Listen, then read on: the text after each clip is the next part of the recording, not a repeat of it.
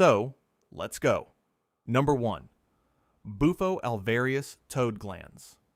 The Colorado River toad lives in a narrow band of Sonoran desert from southern Arizona into the Mexican state of Sonora. Prominent glands behind its eyes, the parotoid glands, secrete a milky white venom that contains, by dry weight, up to 15% of a compound called 5-methoxydimethyltryptamine. No other animal source on Earth produces it at anything close to this concentration. 5-methoxydimethyltryptamine, abbreviated 5-MeO-DMT, is roughly 4 to 6 times more potent by mass than the better-known N,N-dimethyltryptamine. Smoked, effects begin within 15 seconds and last about 15 minutes. Users describe complete dissolution of the boundary between self and surroundings. The compound was first synthesized in 1936 by Toshio Hoshino and Kenya Shimodera at the Tokyo Institute of Technology. Italian pharmacologist Vittorio Erspamer identified it in Bufo alvarius venom in 1965. The toad's connection to Mesoamerican ritual stretches back at least 3,000 years. The Olmec site of San Lorenzo Tenochtitlan, around 1200 BCE, has yielded carved stone toad figurines with parotoid glands deliberately exaggerated. Late pre-classic Maya ceramics from 300 BCE through 250 CE show similar anatomy. Norman Hammond's excavations at Cueva in Belize, beginning in 1975, recovered toad bones in ritual deposits dated between 900 and 400 BCE. The Aztec earth deity Tlaltecutli, depicted on the Templo Mayor monolith discovered in 2006 by Leonardo Lopez Lujan, shows the unmistakable anatomy of a toad. How the venom was used remains unclear. No chemical residue of 5-MeO-DMT or its sister compound bufotenin has ever been recovered from a pre-Columbian artifact. Hamilton Morris argued, in a 2013 Journal of Psychoactive Drugs paper, that smoked toad venom may be a 20th century innovation, traceable to a 1983 pamphlet by Albert Most. The Olmec and Maya may have licked, drunk, or applied the secretion in ways that left no detectable trace. Modern pharmacology cannot replicate what 5-MeO-DMT does. It binds to serotonin, 5-HT2A and 5-HT1A receptors with high affinity, producing a state 90% of users in a 2019 Johns Hopkins survey described as non-dual, a complete loss of subject-object distinction. A single dose can reduce depression and anxiety measurable 4 weeks later, but 7 documented deaths between 2010 and 2023 traced to bronchoconstriction, tachycardia, and serotonin syndrome. The Sonoran toad population has fallen by an estimated 80% since 2010 under harvest pressure from retreat centers in Tulum, charging up to $2,000 per session. Stanford's Wu Tsai Institute began Phase 2 clinical trials of synthetic 5-MeO-DMT in 2024. Number 2. Iboga. Tabernanthe, Iboga is a perennial Apocynaceae shrub growing to 2 meters in the equatorial rainforests of Gabon, Cameroon, and the Congo Basin. Its woody root contains ibogaine. French chemists John Dabowski and Edouard Landrin first isolated the compound in 1901 from root bark shipped to Paris from French Congo. Ibogaine binds simultaneously to 4 major receptor systems. It blocks the NMDA glutamate receptor, activates the kappa opioid receptor, engages the sigma-2 receptor, and inhibits reuptake of serotonin and dopamine. No other known psychoactive compound, natural or synthetic, hits this combination at once. That is what makes ibogaine pharmacologically singular, and difficult to substitute with combinations of existing medications. The Bwiti religion of Gabon centers on initiatory ingestion of massive iboga doses. A first-time initiate typically receives 3 to 10 grams of dried root bark over several hours under a guide's supervision. The resulting state lasts 24 to 36 hours. Initiates report a long autobiographical review, followed by encounters with what they describe as ancestral spirits. The Babongo and Mitsogo peoples are credited as Bwiti's originators in the 17th and 18th centuries. The accidental discovery of Ibogane's effect on opioid addiction came in 1962. Howard Lotsoff, a 19-year-old American heroin addict, took Ibogane recreationally and emerged after roughly 30 hours of visions to find his withdrawal symptoms and cravings gone. A 2017 observational study of 75 patients, led by Thomas Brown, reported 70 to 80% 12-month abstinence from opioid dependence following a single high-dose treatment. The cost of this efficacy is significant cardiotoxicity. Ibogaine prolongs the QT interval on electrocardiogram, predisposing patients to torsade de pointe. At least 33 deaths during Ibogaine treatment were documented between 1990 and 2020, most associated with pre-existing cardiac conditions.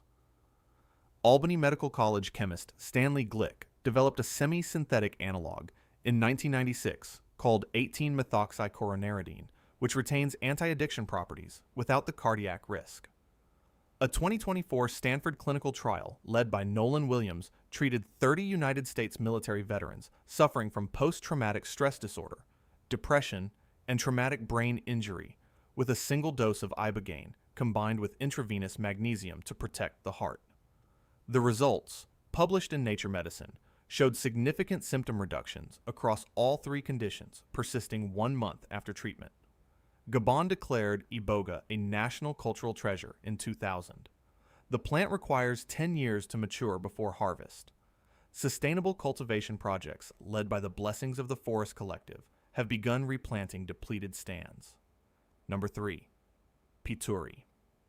In the arid heart of Central Australia grows a shrub called Duboisia hopwoodi. The leaves contain a chemical cocktail of nicotine, nornicotine, scopolamine, and hyoscyamine. In certain populations, total alkaloid content reaches 5% of dry weight. 5 grams of certain leaves can kill a non-tolerant adult. For at least 40,000 years, Aboriginal Australians prepared those leaves into a chewing plug called Pituri.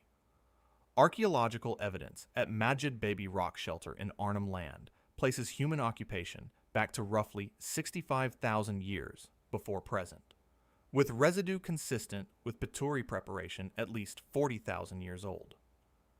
The first European chemical analysis came in 1872, when Australian botanist Joseph Bancroft isolated what he called piturine and identified it as a nicotine-related compound. The Aboriginal preparation demonstrates sophisticated pharmacognosy. Dried leaves were roasted briefly over coals, then mixed with the ash of a specific acacia species, usually Acacia salicina, rich in calcium, and kneaded into a cheek plug. The acacia ash was pharmacological, not flavoring. It raised saliva pH from approximately 6.8 to over 9. In that alkaline environment, nicotine and the other alkaloids converted from ionized salt form to free base, crossing the buccal mucosa far more efficiently. The same principle would later underlie crack cocaine pharmacology and modern transdermal drug delivery. Pituri became one of the most valuable trade goods in pre-contact Australia. Anthropologist Pamela Watson documented in her 1983 monograph, This Precious Foliage, that Pituri from the Mulligan River area in southwest Queensland was traded over distances exceeding 1,500 kilometers, reaching the Gulf of Carpentaria, central Western Australia, and parts of South Australia. The leaves traveled as compressed quids wrapped in bark, functioning as currency. Pituri was used for more than stimulation. Aboriginal hunters added crushed Duboisia leaves to waterholes to stupefy emus, kangaroos, and rheas. Charles Sturt's 1844 expedition journals describe the technique. Animals drinking from the dosed water collapsed within minutes. Concentrated scopolamine made certain Duboisia hopwoodi populations lethally toxic. Early European settlers who chewed unprocessed leaves died from the same alkaloid load Aboriginal preparation safely managed. The Second World War transformed Duboisia into an industrial crop. Australia remains a leading global producer of pharmaceutical scopolamine, the same compound in modern transdermal motion sickness patches. The traditional knowledge has fragmented. Only a handful of Aboriginal elders retain the full preparation method. The pharmacological combination of nicotinic stimulation and anticholinergic sedation has no single molecule modern equivalent. Number 4. The Shumla Cave Peyote Effigies. Above the confluence of the Pecos River and the Rio Grande, on the Texas-Mexico border, limestone rock shelters cut into the canyon walls. One of those shelters, designated Shumla Cave No. 5, yielded a discovery in the 1930s that nobody fully recognized for 70 years. Among the materials excavated were several small dried discs, each about 2 centimeters across, sculpted into rough button shapes. They had been ground from the dried crowns of a small spineless cactus called Lophophora williamsi, peyote. The samples sat in museum storage for decades. In 2005, Martin Terry at Sul Ross State University performed accelerator mass spectrometry radiocarbon dating on 2 of the effigies. The discs dated to 5,195 plus or minus 20 radiocarbon years before present, approximately 4,000 BCE. Chemical analysis showed measurable mescaline preservation, approximately 2% dry weight, after nearly 6 millennia. The Shumla effigies are the oldest direct chemical evidence of any psychedelic substance in the archaeological record anywhere on Earth. Mescaline is the active principle in peyote. The compound was first isolated by the German chemist Arthur Hefter in 1897. Hefter consumed the isolated compound himself the following year, the first systematic self-experimentation with a pure psychedelic in scientific history. His work predated Albert Hofmann's 1943 synthesis of LSD by 46 years, and Hofmann's 1958 isolation of psilocybin by 61 years. Mescaline was, chronologically, the first psychedelic. The lower Pecos shelters preserve the cultural record of the people who made the effigies. The Pecos River-style murals at White Shaman and Rattlesnake Canyon depict anthropomorphic figures surrounded by concentric circles, dotted lattices, and zigzag patterns. South African archaeologist David Lewis Williams and Thomas Dowson argued in a 1988 paper that these patterns are entoptic phenomena, geometric effects generated by the visual cortex during altered states. The murals appear to depict the experience of mescaline directly. After the Lower Pecos period, the cultural lineage of peyote becomes harder to trace. The Huichol of the Sierra Madre Occidental maintain the most fully documented continuous tradition, making annual pilgrimages to a sacred desert region called Wirikuta. Records extend back at least to the 16th century. Bernardino de Sahagun's General History of the Things of New Spain, compiled between 1545 and 1590, brought the Aztec name Peyotl into European medical literature. The Native American Church was formally incorporated in 1918 and now has more than 250,000 enrolled members. Peyote use as a religious sacrament is legally protected under the American Indian Religious Freedom Act amendments of 1994 for enrolled tribal members. For everyone else, it remains Schedule 1. Wild peyote populations in South Texas have declined by an estimated 75% since 1970 due to land use change, overharvest, and the cactus's slow growth, 15 to 30 years to harvestable size. Mescaline has the longest therapeutic history of any psychedelic, yet has been almost entirely overlooked by contemporary clinical research. Number 5. Anadenanthera Yopo. In the Atacama Desert of northern Chile, archaeologists working at sites called Inca de Oro and Cueva del Chileno recovered objects that initially defied identification. Small carved wooden trays, hollow polished bones, tiny stone mortar and pestle sets. The function only became clear with chemical residue analysis.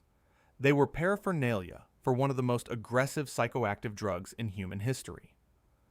Anadenanthera peregrina and its close relative, Anadenanthera colubrina, are South American legumes growing to 15 meters in dry tropical forest from Brazil through the Caribbean.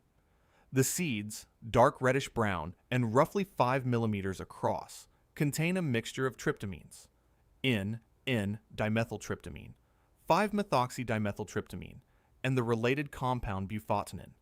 The proportions vary, with bufotenin typically dominant.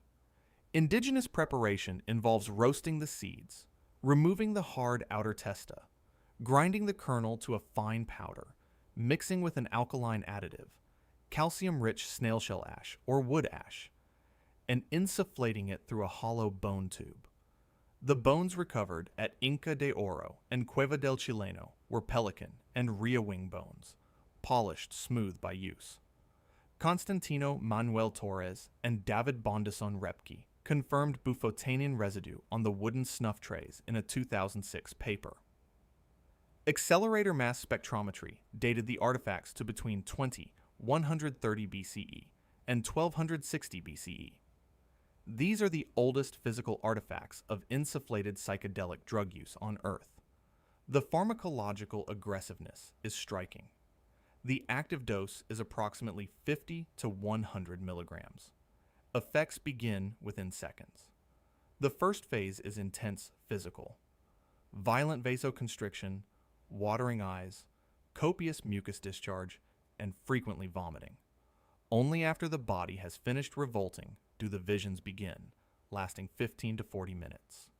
Spanish chronicler Gonzalo Fernández de Oviedo documented Taino cojoba snuff in 1535 among the indigenous people of Hispaniola, who used Y-shaped bird bone tubes inserted into both nostrils simultaneously. Modern Yanomami, Piaroa, and Guahibo peoples of the Orinoco Basin continue the practice.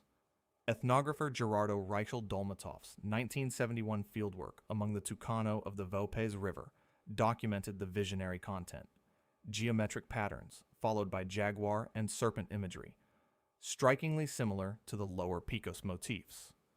A 2019 Proceedings of the National Academy of Sciences paper by Melanie Miller documented an even more elaborate preparation from the same Cueva del Chileno site. A leather pouch dated to approximately 1000 CE contained residues of 5 different psychoactive plants, Anadenanthera, Erythroxylum coca, and 3 unidentified components, among the earliest evidence of deliberate polypharmacy in archaeological history. Insufflated DMT and bufotenin produce a phenomenologically distinct experience from either compound alone, not easily reproduced with smoked or oral DMT formulations. The Yopo tradition demonstrates pharmacological sophistication, selective alkaline pretreatment, mucosal route optimization, multi-plant synergy that took modern science centuries to recreate. Number 6. Mandragora. In a Roman city in the 1st century of the Common Era, a surgeon prepares to amputate a leg. He has no chloroform, no ether, no nitrous oxide. None of those compounds will be discovered for another 1800 years. What he does have is a sponge soaked in wine infused with mandrake root, called in Latin spongia somnifera. He places it over the patient's nose and mouth and waits. Within minutes, the patient becomes unresponsive. The surgeon proceeds. Mandragora officinarum is a perennial Solanaceae herb native to the Mediterranean basin. Its forked taproot frequently resembles a stylized human body. The leaves form a basal rosette with small white or purple bell-shaped flowers in spring and yellow fruit the size of small plums. The root contains tropane alkaloids, principally scopolamine, hyoscyamine, and atropine, at concentrations reaching 0.4% by dry weight. These compounds block muscarinic acetylcholine receptors in the peripheral and central nervous system. At low doses, they produce sedation. At moderate doses, delirium and hallucinations. At high doses, coma. At higher doses still, death by respiratory failure. As little as 5 grams of dried root can kill a non-tolerant adult. The Greek physician Dioscorides described mandrake wine around 60 CE in his De Materia Medica, recommending it as a pre-surgical anesthetic for amputations, cauterizations, and lithotomies. The Hippocratic Corpus, compiled between 460 and 370 BCE, mentions mandrake for melancholy and sleep. The Ebers Papyrus, around 1550 BCE, lists mandrake fruit among Egyptian medical preparations. The Book of Genesis, in chapter 30, verses 14 through 16, depicts Rachel and Leah trading mandrake roots as fertility aids, familiarity across the ancient Near East, by at least 1500 BCE. The Salernitan Medical School in southern Italy preserved the surgical sponge recipe through the medieval period. The 11th century Salernitan Antidotarium combined mandrake with opium, henbane, hemlock, mulberry, lettuce, and ivy. Mandrake was the principal surgical anesthetic in continuous European medical practice from antiquity through the early modern period. Roughly 1900 years of surgical history. The plant accumulated folklore as dense as its pharmacology. The Pseudo-Apuleius herbarius preserved the belief that the root would scream when pulled from the ground, killing the harvester. The recommended procedure involved tying a hungry dog to the root and tempting it forward with food, sacrificing the dog rather than the human. Medieval witchcraft accusations involving flying ointments derive substantially from the same anticholinergic profile. Scopolamine produces vivid hallucinations of flight and dissociation. The surgical use of mandrake collapsed within 2 decades of the demonstration of ether anesthesia at Massachusetts General Hospital in 1846. The problem had never been ineffectiveness. The problem was dosing. Alkaloid content varied between plants, between seasons, between roots. Patients sometimes never woke. Sometimes woke mid-procedure. Ether and chloroform could be standardized and titrated. Scopolamine continues in medical use today as a transdermal motion sickness patch, a direct pharmacological descendant of the screaming root. Number 7. The Pazyryk Scythian hemp censers. In the Altai Mountains of southern Siberia, kurgans, burial mounds, were dug into the cold earth roughly 2,400 years ago by people the Greeks called Scythians. The bodies and their grave goods sank below the permafrost layer and stayed frozen for 2.5 millennia. When Soviet archaeologist Sergei Rudenko excavated the kurgans between 1929 and 1949, he found textiles, mummified tattooed bodies, woodwork, leather, and felt preserved in extraordinary condition.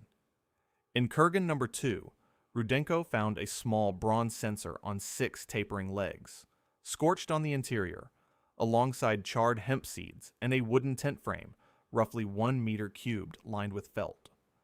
The objects formed an inhalation chamber, a tent within which heated stones, dropped into the censer, produced cannabis vapor for the people inside to breathe.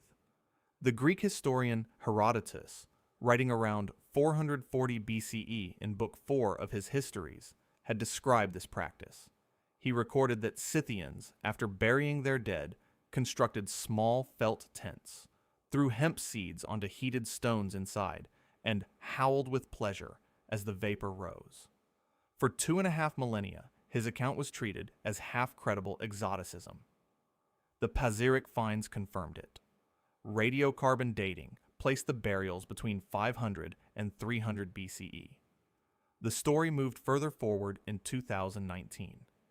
Chinese archaeologists Meng Ren and Yimin Yang, working at the Jirzankal Cemetery on the eastern Pamir Plateau at 3,000 meters elevation, recovered wooden braziers with charred plant residue from burials dated to roughly 500 BCE.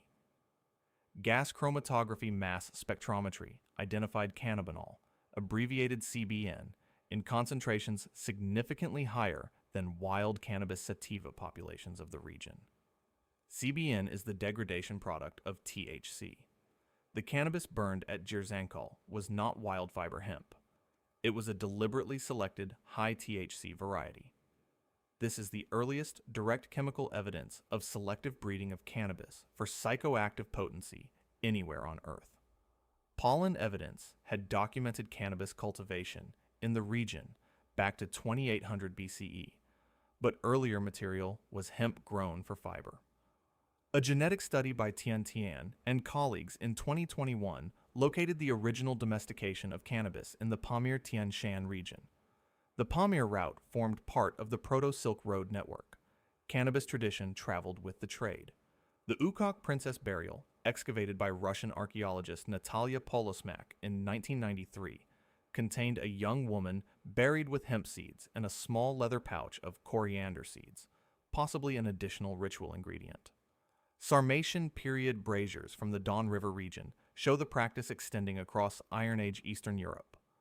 Roman writer Pomponius Mela in Decoragraphia, around 43 CE, referenced Scythian weed that produces drunkenness when burned. The Pazyryk material remains the gold standard archaeological evidence for prehistoric cannabis as drug rather than fiber. Number 8. The Cueva de los Murciélagos opium poppies. In the Granada province of Andalusia in southern Spain, a limestone cave called Cueva de los Murciélagos, the Cave of the Bats, was discovered by amateur miners in 1857. Inside, they found Neolithic burials wrapped in shrouds woven from esparto grass. Beside the bodies lay woven sandals, baskets, and grave goods. Inside one of the baskets, a handful of dried Papaver somniferum capsules, opium poppy seed heads, scored and dried.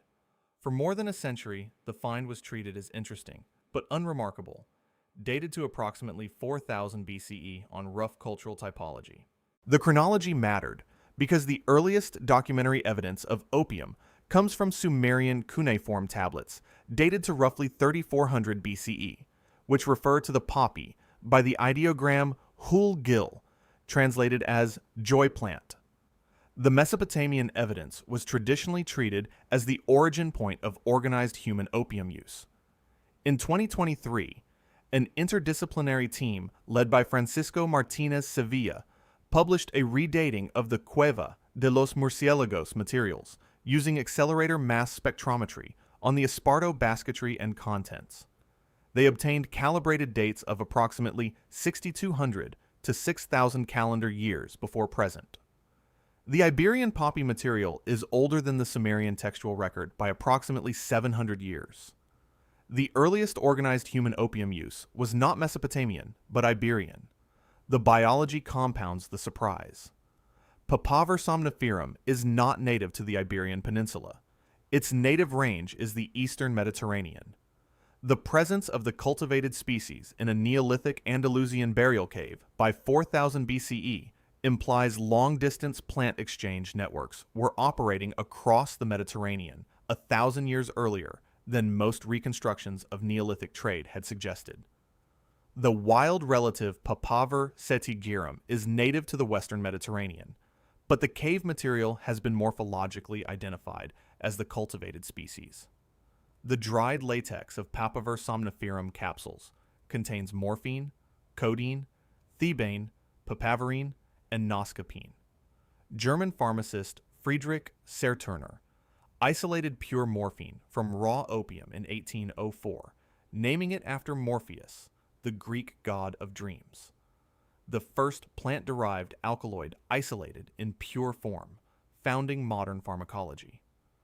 Serturner could not have known he was studying a compound human populations had been using for at least 6,000 years. The cave's burials include both adult males and females with grave goods suggesting elevated social status, high-quality pottery, woven mats, and the poppy baskets themselves. One interpretation places the poppies as funerary offerings. Another treats them as everyday medicine or recreational substance. The morphine content has not been chemically confirmed. Alkaloids degrade across 6 millennia. Around 2700 BCE, linear pottery culture sites across Central Europe began producing poppy seed remains. The Ebers Papyrus, around 1550 BCE, recommended poppy infusion to suppress the crying of infants. Theophrastus, around 300 BCE, described latex collection by scoring unripe capsules with a curved knife, a technique unchanged today. The Cueva de los Murciélagos evidence collapses a long-held timeline. Organized opium use is older than writing. Number 9. Ayahuasca.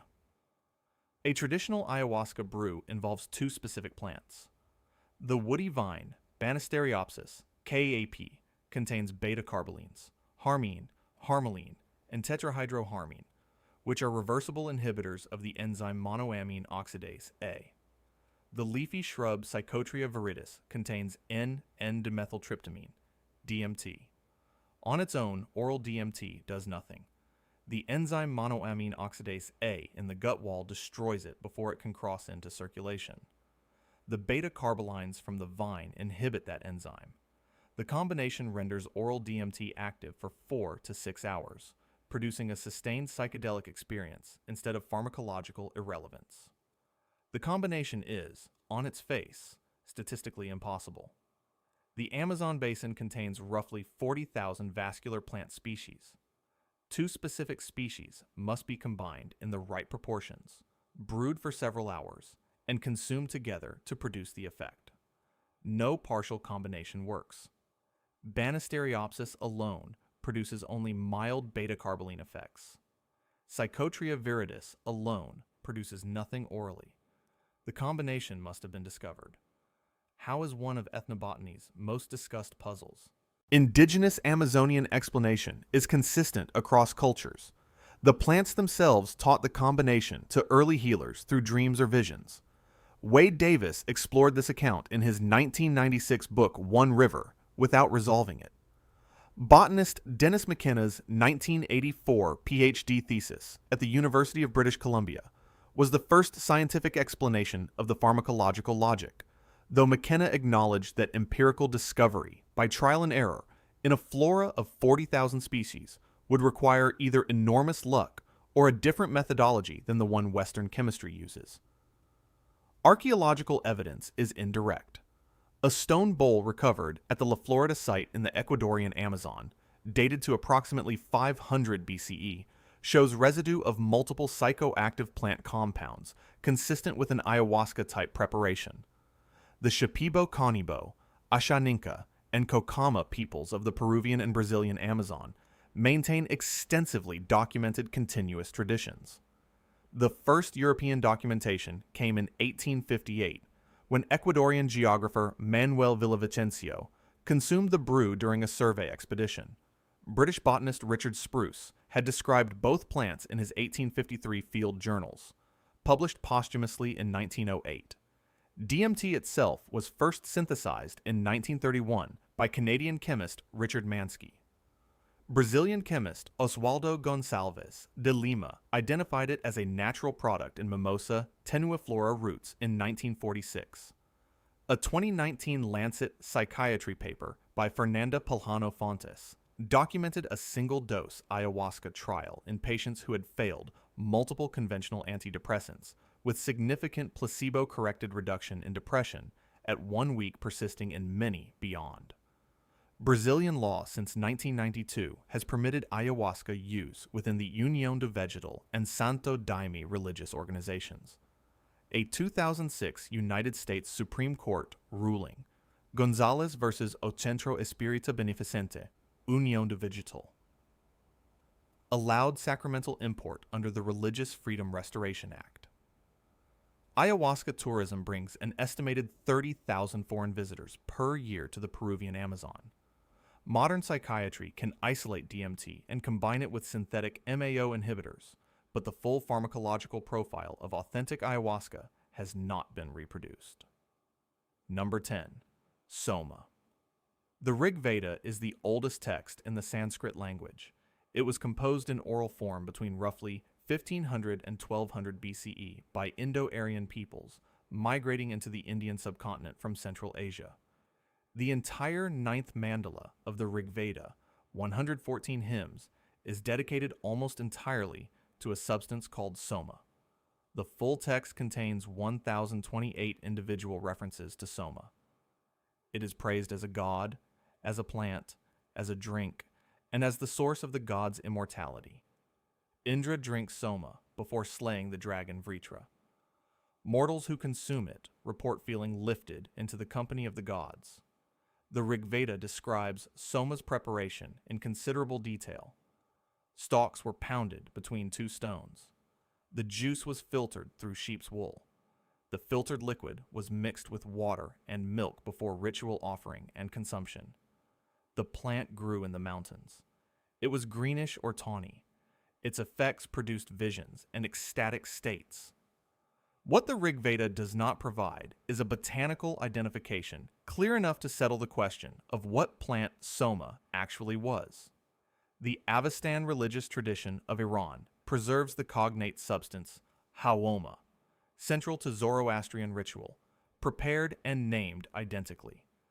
The shared tradition confirms a pre-Indo-Iranian common origin before approximately 2000 BCE, before the Iranian and Indian branches separated.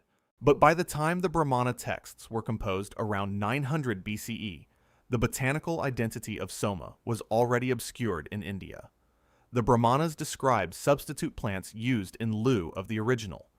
The original plant had been forgotten. The botanical hunt has occupied scholars for over a century.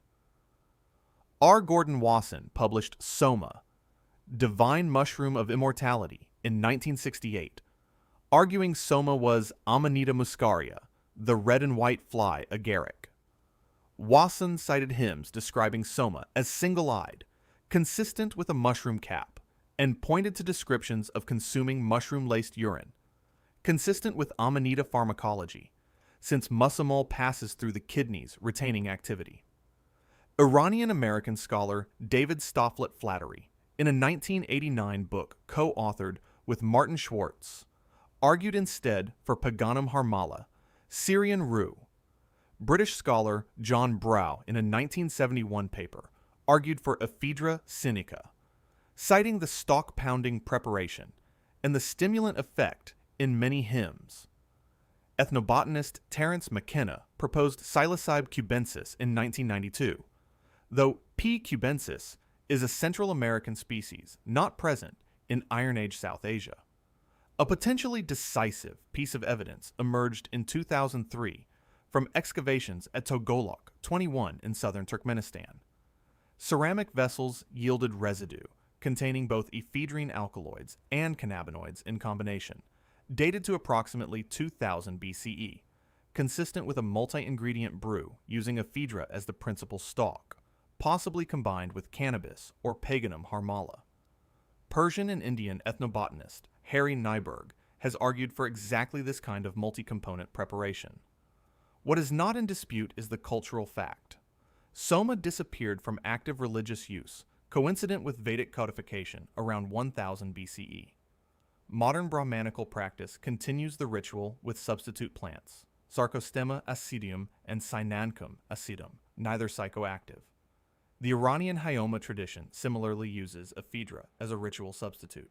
Soma's loss is one of the most dramatic erasures of pharmacological knowledge in human history. Whatever Soma was, it left no botanical residue and survives only in poetry. The pattern across these 10 substances is striking from sufficient altitude.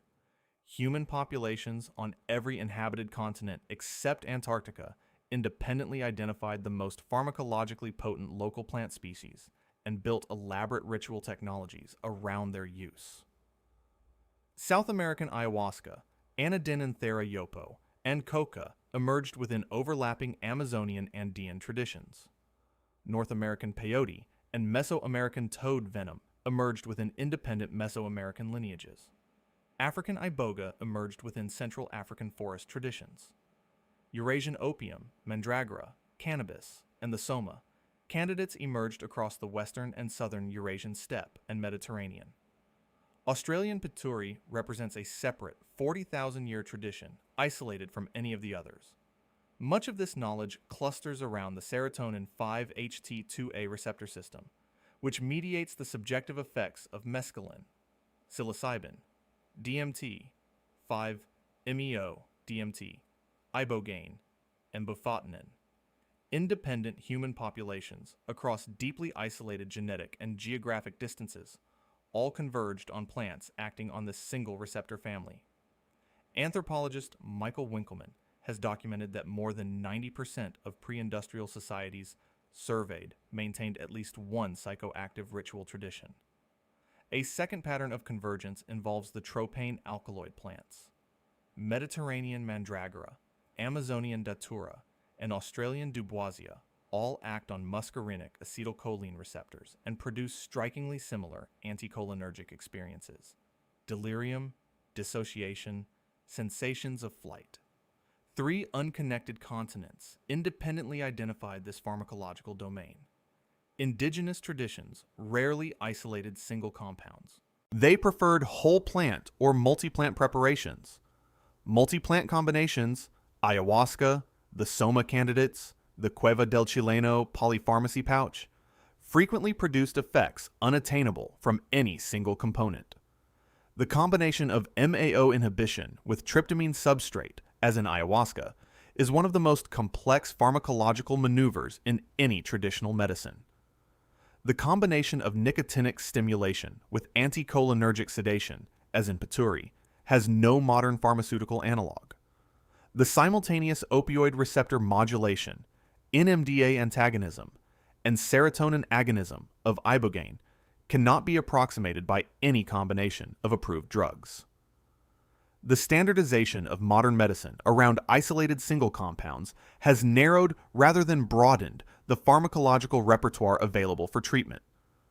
Recent psychedelic research has begun to recover therapeutic value from compounds, psilocybin, MDMA, mescaline, discarded or never adopted by 20th century medicine.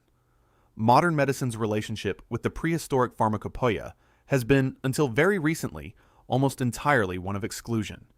The reasons fall into 3 categories: regulatory, pharmacological, and cultural.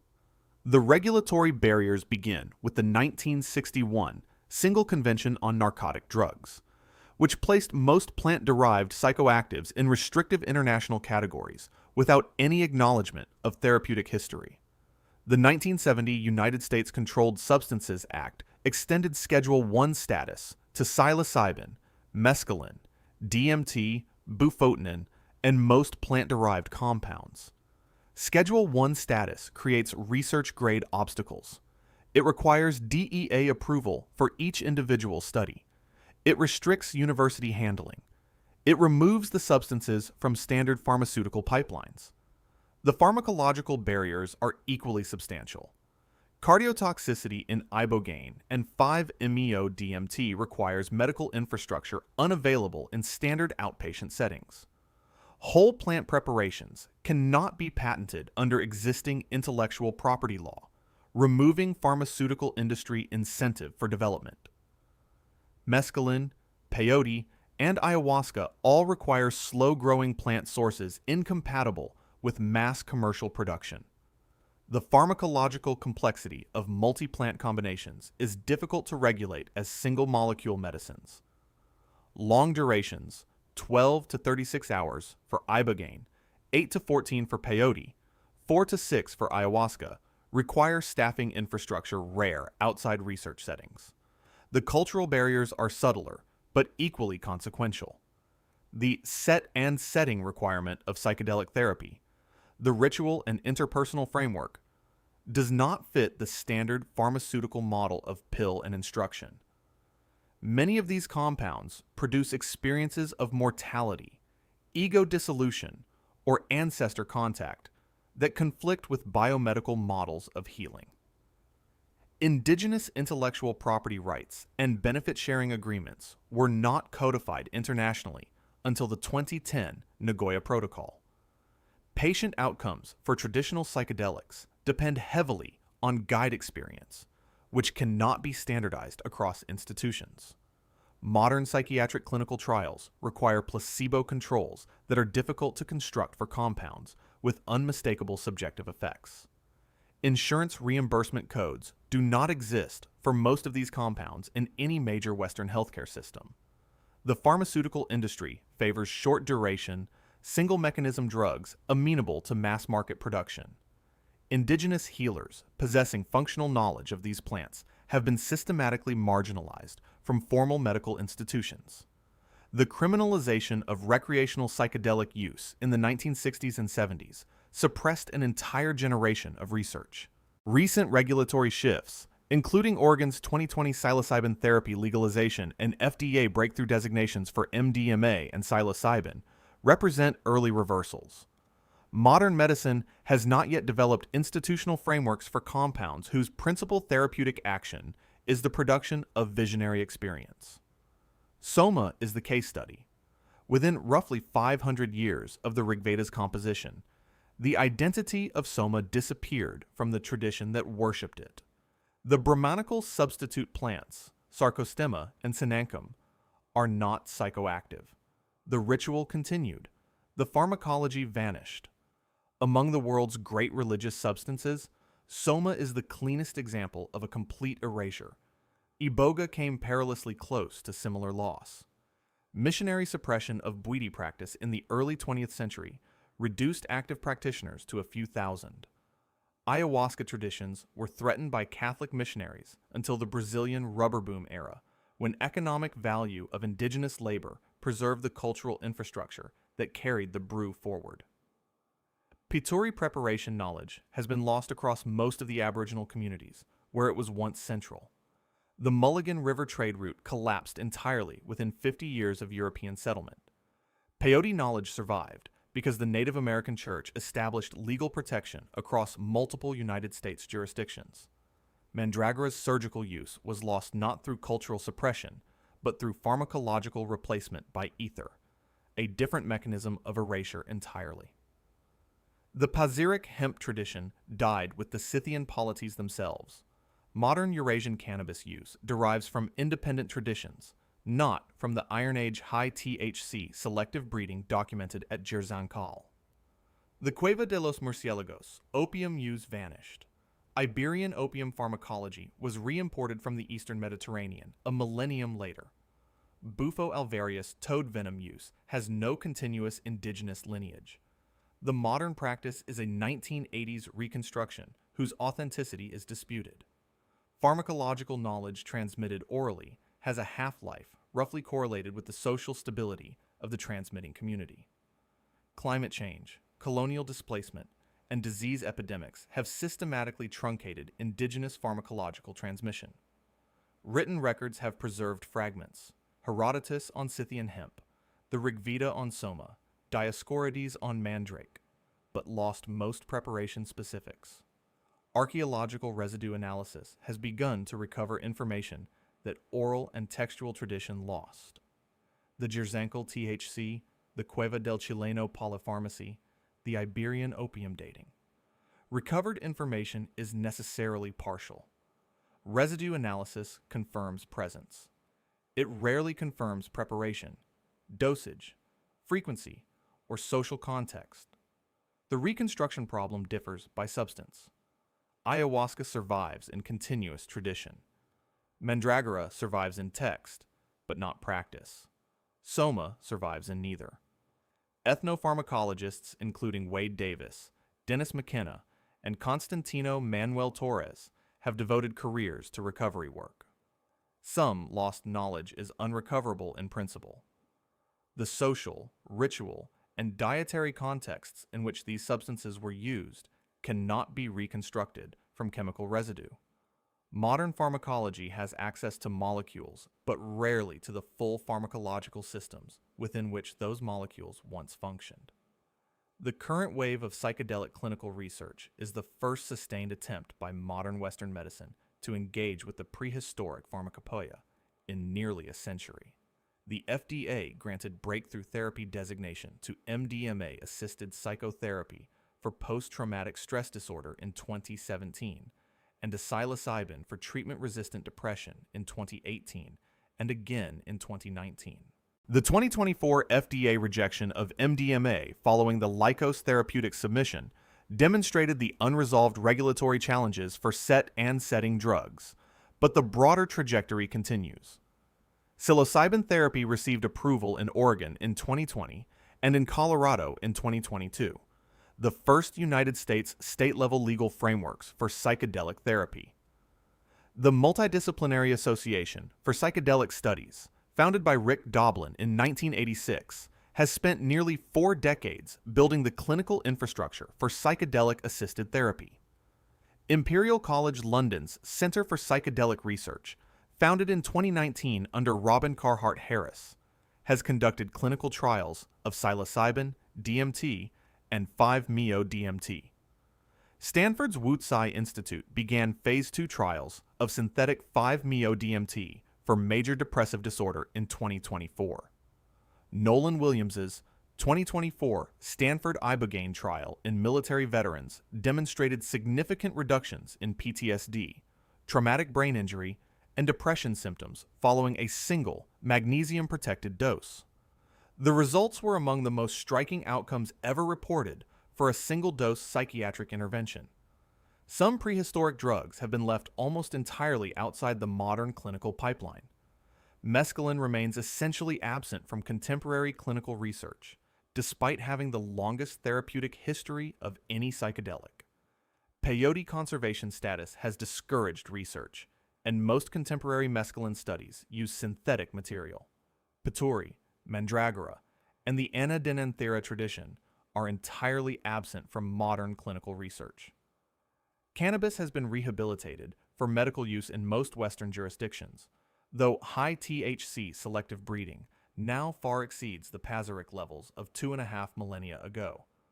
Opium and morphine remain core to modern medicine, though the recreational and ritual contexts of prehistoric opium are entirely absent from current pharmaceutical opioid practice. Ayahuasca research is advanced in Brazil and Spain, but remains regulatorily blocked in most of North America. Ketamine, while not a historically psychedelic substance, has provided an FDA-approved entry point for dissociative therapy and serves as a regulatory precedent for future approvals. Psilocybin, isolated from psilocybe mushrooms by Albert Hofmann in 1958, has emerged as the most clinically advanced traditional psychedelic. Synthetic 5-MeO-DMT, chemically identical to the toad compound but without ecological harvest pressure, is the basis of current Stanford trials.